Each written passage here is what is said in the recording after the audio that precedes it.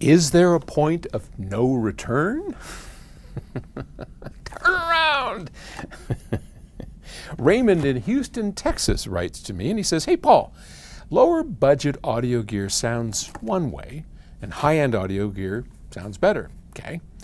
Is there a point in which sound quality reaches a peak among the differences between higher-end gear, say in the $25,000 range?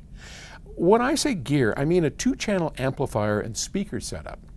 I'm curious because with such high-end products, where there is virtually limitless development budget and technology, how can different high-end products really sound better? Thanks. Well, that's the age-old question on diminishing returns. So, first, not to complicate the subject, because it's an awfully complicated subject. Sorry about that. Work. If you took a bag of parts that's worth 250 bucks, whatever that is, or you had 2 designers, you say, here's $250, go out and design, whatever, a preamp. Okay, I got my $250, I can go, that's all I can spend. Designer A is going to create a preamp with that $250 that sounds very different than designer B or C, because unless they're collaborating together, each design is going to have its own sonic signature. So if I am the designer, perhaps I am more enamored with discrete components. So I'll use individual transistors and capacitors and all of that, and I'll spend my money populating. Every time we use a discrete part, like an individual transistor, resistor, or capacitor, we have to pay, I forgot what it is, 10 cents or something, to have it put down on a printed circuit board by the board house that builds our boards. And when you have 1,000 parts on a product, all of a sudden that's $100, right? So it's not nothing to contemplate when you're trying to build something. And I like the sound of discrete, right? So I'm going to have as few parts as I can, but I'm going to focus on discrete, and it's going to sound this way. The next designer, designer B, he would rather use super duper premium bits, and the way he matches his budget is by having fewer parts, therefore he's going to use integrated circuits. So his is going to sound very different than mine, because his is integrated circuit based, mine's discrete based, and the next Jasper over here, maybe he likes tubes. So he's going to put a vacuum tube in and sacrifice everything else. The point I'm trying to make is that we cannot say that for a given price we're going to have a given quality of sound.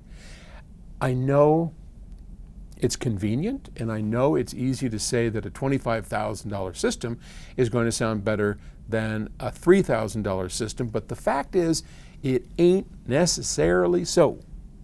I have heard some of the biggest pieces of crap systems that cost $100,000 where I would walk out of the room going, ah!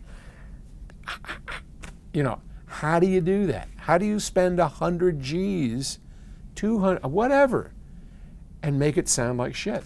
Sorry for the French. I know people, right? Could you not swear?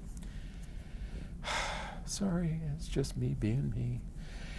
Anyway, I don't think cost relates to sound quality necessarily. Now, having said that, it all boils down to the company and its designers. So, if we circle back to the original question, and let's say that you take PS Audio as your design company. Now, you know with PS Audio that whatever we charge you, and I've said this before, is a direct relationship to the parts cost and the labor and all, everything that goes into putting that product on the shelf. Boom, there it is on the shelf. That cost us X. And we just multiply it out and say, then that cost you Y. That's how it works. We don't do what a lot of companies do, which is say, man, this thing sounds like, you know, it should be this much, or the market is crying out to, you know, for, or no one's going to buy it. You know, it's so good, but no one will take it seriously unless it's, you know, $5,000. We don't do that. There are companies that do, not us. And if you were to choose us as a company, as an example, which is the easiest thing for me to talk about, right? If it's expensive, it's because there are more expensive parts and processes and blah, blah, blahs that go into it. And we don't spend money unnecessarily. In other words, we don't just throw, you know, gold coins inside of products to make them, you know, more expensive. So if you buy one of our DirectStream DACs, I think they retail in the States for about $6,000 compared to a Stellar Gaincell DAC, which, what, a couple grand, you know, 1,800, whatever it is. They're both great sounding products, but DirectStream is definitely a better sounding product than the lesser cost of the Stellar. We work to a budget on each of those, and soon we're going to have a $20,000 DAC that comes out from Ted Smith called Obsidian. And there, I mean, he's shoveling in, you know, $300 individual little parts that cost $300 each for the little part. I mean, it's, you know, 2 chassis, all that stuff. All of that is in service of making a better sounding product.